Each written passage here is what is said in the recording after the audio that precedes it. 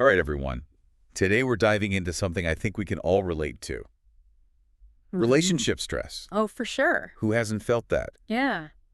But we're not just going to complain about it. No, no complaint. We've got some fascinating research on communication styles Hmm. and how they can actually help us reduce that stress and have Better relationships. better relationships. Yeah.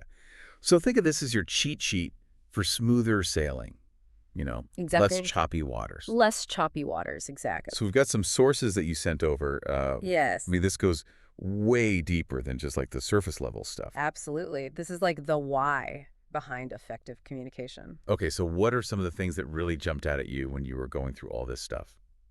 Well, the one thing that I thought was super interesting Yeah. was this idea of creating a safe space for open and honest communication. Okay. Like, it's one thing to talk, but it's another thing to really cultivate that environment Yeah. where both partners feel comfortable, like really comfortable expressing themselves. Yeah, because if you don't have that safe space, then what happens? Resentment, right? Ugh, resentment. It just builds up. Yeah. It's like a pressure cooker. Oh, love that analogy. If you keep the steam bottled up, It's going to blow. eventually it's going to explode. Yeah. You got to release that pressure. Little by little. Yeah, address those small things before they become. Huge issues. Yeah. Exactly. Okay, so that safe space is like the foundation. Absolutely. But then what are some of the tools that we can use once we have that?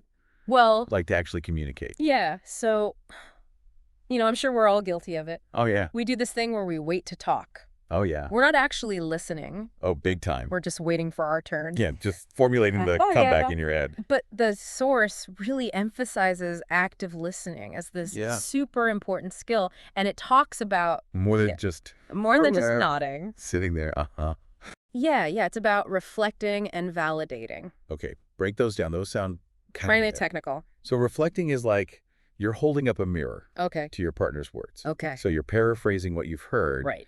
And you're making sure you're both on the same page. Got it. Validating is acknowledging their feelings, Okay. even if you don't necessarily agree. Oh, that's hard. I know, but just saying, I understand why you feel that way Yeah. can really de-escalate things. It's so powerful, right? Like just feeling heard. Yeah. Even if the other person doesn't agree with you, it's like, okay, they get it. They get it. They get where I'm coming from. Exactly. And Yeah. that can make such a difference. Okay, so that's active listening. Yes. The source also talks about this thing called assertive communication, Yes. and it kind of presents it as this sweet spot between being passive and aggressive. Exactly. Like a spectrum Okay. with passive on one end, aggressive on the other, Okay. and assertive right in the middle. Okay, so what does that look like in a real conversation? So it's expressing your needs and opinions clearly and respectfully Mhm. without attacking your partner or just like holding everything in. Right. So you're not a bulldozer, but you're also not a doormat. Exactly. Finding that balance. And the cool thing is the source points out this not only reduces stress, boosts self-esteem. yeah, it's win-win. It is, yeah. Okay, so we've got the safe space, we've got active listening, we've got assertive communication, Mm, but even with all of that, yeah. disagreements happen. Of course, they're inevitable. So how do we deal with that? Well, that's where constructive conflict management comes in. Oh. And the source talks about this really interesting technique using I statements. Okay, the source makes a pretty bold claim here that I statements can be like a game changer They can't... in arguments. Absolutely. So what makes them so different from how we typically argue?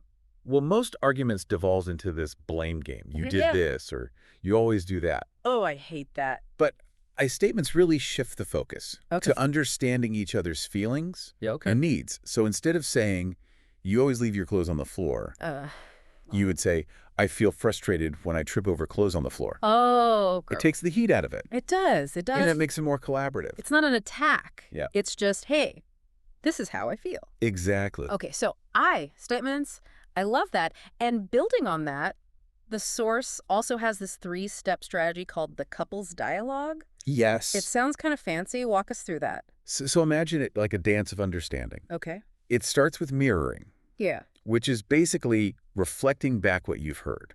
Okay, so that's similar to reflecting. Exactly. Okay. Then you validate their feelings, Okay. which means letting them know that their reaction makes sense to you. Got it. And finally, you empathize, trying to really connect with those emotions. Okay, so it's like a step-by-step guide to de-escalating conflict and getting to a place of understanding. Yes. Okay, so we've talked a lot about verbal communication, Yes.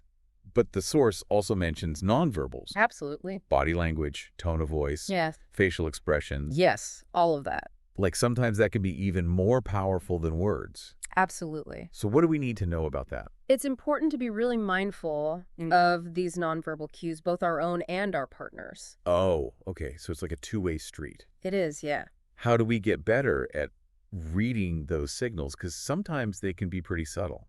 It takes practice. Okay. Start by paying attention to your own nonverbal communication.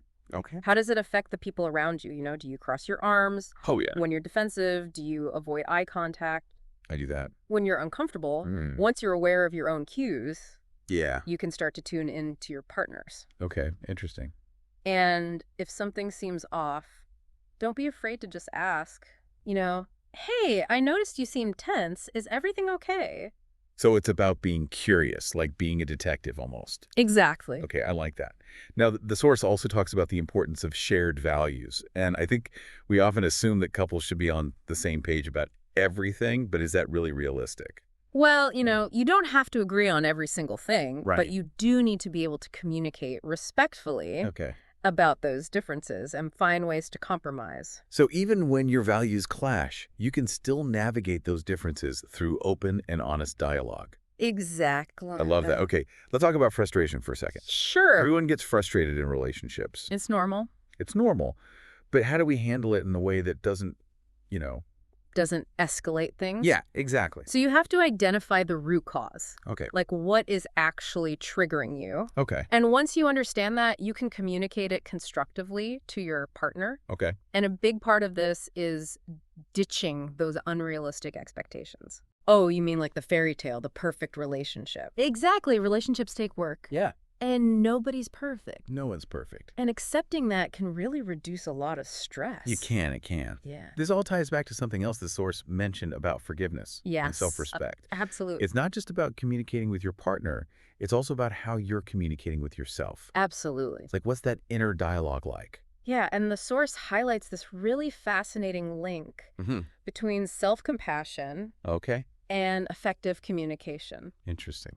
So when you treat yourself with kindness Yeah. and understanding, you're better equipped to handle conflict in a healthy way. It's like you have to put your own oxygen mask on first. Exactly. Before you can help anyone else. Exactly. Wow, this has been packed with insights. I'm already thinking about all the ways I can apply this to my own relationships. It's so practical, right? It is. And, it's not about being perfect. No, not at all. It's about making that effort to communicate better. It's a process. Yeah. And what I find really fascinating is that even these seemingly simple communication styles can have such a huge impact. Oh, absolutely. It's like you're building a toolbox, I love that analogy. You've got all these different tools. Yeah. And you can pick and choose. What you need depending on the situation. Exactly. And it's ongoing. It is. It's a lifelong process. Communication never stops. It never stops. Well, something to think about as we all navigate those beautiful, messy, complicated relationships in our lives. Absolutely. Thanks for joining us. Thank you. And we'll see you next time See you next time. for another deep dive. Deep dive. Bye.